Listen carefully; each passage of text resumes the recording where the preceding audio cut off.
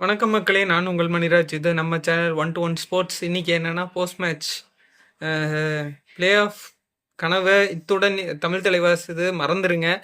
ஏன்னா இன்னைக்கு ஜெயிக்கக்கூடிய மேட்சை, அதுவும் அஷு மாலிக்கும் நவீனும் அந்த அளவுக்கு ஃபார்மில் இல்லாதவங்கள நம்ம கடைசி அதான் நம்ம சொதப்புவோன்னு சொல்கிற அந்த ஃபைனல் 10th மினிட்டு என்ன பண்ணுமோ அதே மாதிரி ஸ்டாண்டர்ட் இது கடைசியாக அந்த 5வது அந்த 10வது நிமிஷம் ஸ்டார்டிங்கில் நம்ம அதே மாதிரி பண்ணோம். அது பாராட்டுறேன். ஏன்னா தமிழ் தலைவாஸ் மேட்டில் கோச் சொல்கிறத கேட்குறாங்களா, கேட்டு விளையாடுறாங்களான்னே தெரிய மாட்டேங்குது. ஏன்னா அஷு அந்த ரைடு வர்றாரு, நிதேஷ் பிடிச்சிருக்கவே தேவையில்ல. அந்த இதை போய் ஜெர்க்கு முன்னாடி பின்னாடி போய் டான்ஸ் ஆடுறாரு. ஃபர்ஸ்ட் ஹாஃப்ல பார்த்தீங்கன்னா நம்ம ஒரு ஈக்குவல் பாயிண்ட்ஸில் இருந்தோம். 12 பாயிண்ட்ஸோ 13 பாயிண்ட்ஸ்லேயும் இருந்தோம். செகண்ட் ஹாஃபில் நம்ம ஒரு 4 பாயிண்ட் கொஞ்சம் லீடு வந்தோம். அதுக்கப்புறம் சூப்பர் டேக்கிள் சுச்சுவேஷனில் மாட்டினோம். அவங்களும் ஈக்குவலாக வந்தாங்க. 2 பாயிண்ட் அவங்க மேலே ஹேடாக இருந்தாங்க. இந்த கடைசி அந்த 10 நிமிஷம் என்ன தான் நடக்குதுன்னு தெரியல. டீமுக்குள்ள அப்படியே கொத்து கொத்தா 4 பேர் மேட்டில் இருக்கிறாங்க. 5 பேர் மேட்டில் இருக்கிறாங்க. அந்த டேக்ல தேவையில்லை. இல்லை நீங்கள் பிடிக்கிறீங்கன்னா நீங்கள் சோலோவாக பிடிச்சி இது பண்ணுங்க. ஆஷிஷ் பிடிக்கிறாரு, பஸ்தமி பின்னாடி பிடிக்கிறாரு. அதுக்கடுத்து பார்த்தீங்கன்னா மொகின் சஃபாகி, அதுக்கடுத்து பார்த்தீங்கன்னா ரோனக்கு, எல்லாம் சேர்ந்து கப்பன்னு பிடிச்சி. ஆனால் நவீன் பார்த்தீங்கன்னா லைன் டச் பண்ணிடுறாரு. அந்த டேக்கிள் எதுக்கு? அந்த நிமிஷம் பொறுமையாக ஆடினா தான் என்ன, கடைசி வரைக்கும் கிட்ட கொண்டு போய் நீங்கள் இது பண்ணுங்க. டூஆர் டையில் நம்மளுக்கு பாயிண்ட்ஸ் வரல, ஒரு சில டைம் பாயிண்ட்ஸ் எடுக்கிறோம், அது பிரச்சனை இல்லை. அவங்க சூப்பர் டேக்கிள் சுச்சுவேஷனில் இருக்கிறாங்க. நீங்கள் அதை பார்த்து ஆடணுமா இல்லையா? மோகின் ஷவாகி உள்ளே போகிறாரு, மாட்டுறாரு. அதே மாதிரி பார்த்தீங்கன்னா சந்திரன் ரஞ்சித்து போனஸ் எடுக்கிறாரோ இல்லை டச் எடுக்கிறாரோ உள்ளே போனார்னா டபுள் சைகோல் போட்டு பிடிச்சாரு, அவ்வளோதான். அந்த சந்திரன் ரஞ்சித் அப்படியே நின்றுறாரு. எதுக்கு அவரை ஃபுல் 40 மினிட்ஸ் அவருக்கு சான்ஸ் கொடுக்குறீங்க? அவரை 6 பிளேஸ் 7 பிளேஸ் இருக்கிற டைமை விளையாட வச்சுட்டு அவரை ரெஸ்ட் பண்ணிட்டு இந்த சௌரவ் ஃபகரே அவரை விளையாட வச்சிருக்கலாம். விஷாலுக்கு காயம், நரேந்தருக்கு காயம், ஆசானமுத்து காயம், இத்தனை பேர்த்து காயம்னு தெரியுது. நீங்கள் ஏன் அவருக்கு சான்சஸ் கொடுக்க மாட்டேங்கிறீங்க?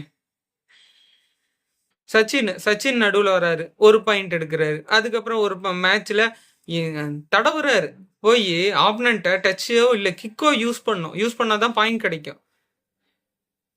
ஒரு போனஸ் போடுறது இல்லை. அவங்களா வழியினா இந்தா நீ வச்சுக்கோன்னு ஒரு பாயிண்ட்டை கொடுக்குறாங்க. தெரில மக்களே, இது எப்படி சொல்கிறதுன்ட்டு.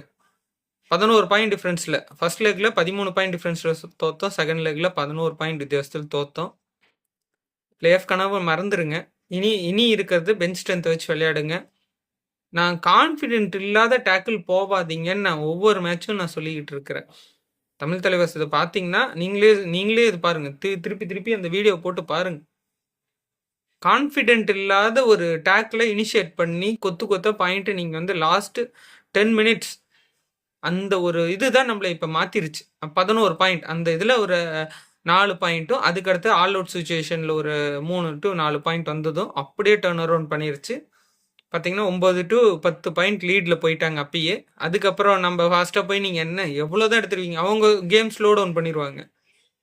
நீங்கள் போய் பாயிண்ட் எடுத்தீங்கனாலும் ஜெயிக்க முடியாது. உங்களுக்கு பாயிண்ட் எந்த இடத்துலன்னா ஒரு 5 பாயிண்ட் தான் டிஃப்ரெண்ட் இருக்குது, நம்மளுக்கு ஒரு 5 நிமிஷம் தான் இருக்குதுன்னா அந்த டைமில் டக்குன்னு நம்ம பாயிண்ட் எடுக்கலாம்.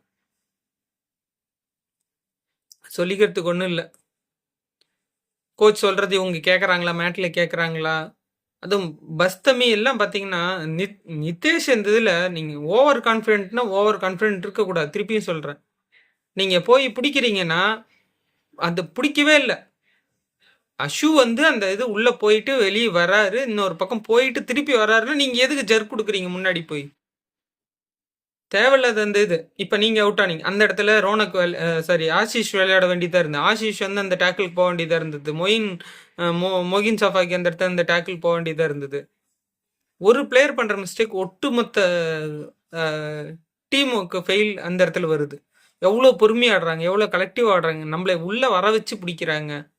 டபுள் தைஹோல் எனக்கு தெரிஞ்சு இந்த இடத்துல யாருமே போடுறது கிடையாது. க்ளோஸராக போய் டச் லைன் கிட்ட க்ளோஸராக போய் டேக்கிள் பண்ணுறோம் எல்லாத்தையுமே. அதான் மக்களே. எனிவே என்னோட கருத்தை நான் சொல்லிட்டேன். நம்ம அதே 9th பிளேஸில் தான் இருக்கோம்.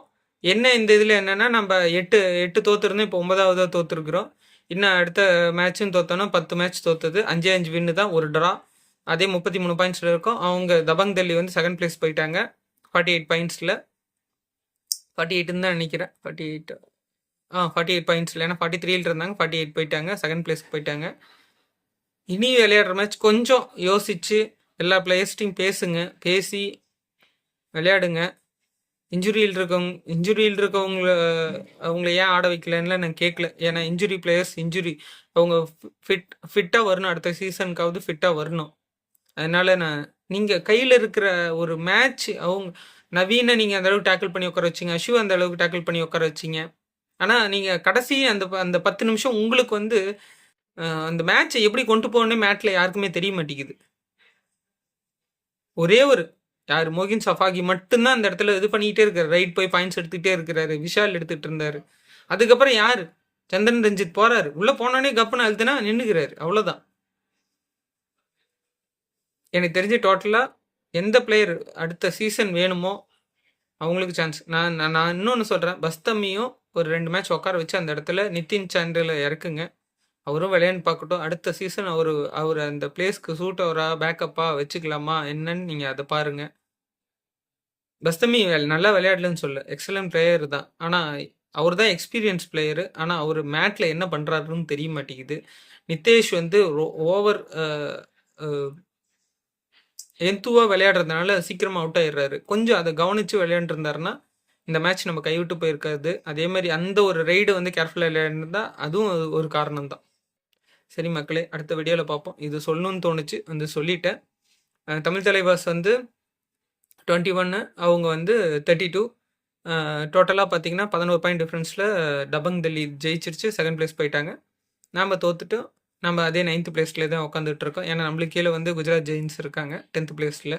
அதுக்கப்புறம் புல்ஸும் பெங்கால் வாரியர்ஸ் அவங்க செகண்ட் மேட்ச் ஆடுறாங்க. பார்க்கலாம் அவங்க எப்படி விளையாடுறாங்கன்னு. Thank you for your supports. Please do subscribe to 121 sports. உங்கள் இது வரைக்கும் தந்த ஆதரவுக்கு நன்றி. நிறைய பேர் பார்க்குறீங்க, சப்ஸ்கிரைப் பண்ணாமல் பார்க்குறீங்க. Please do subscribe to my channel. நன்றி மக்களே, அடுத்த வீடியோவில் பார்ப்போம்.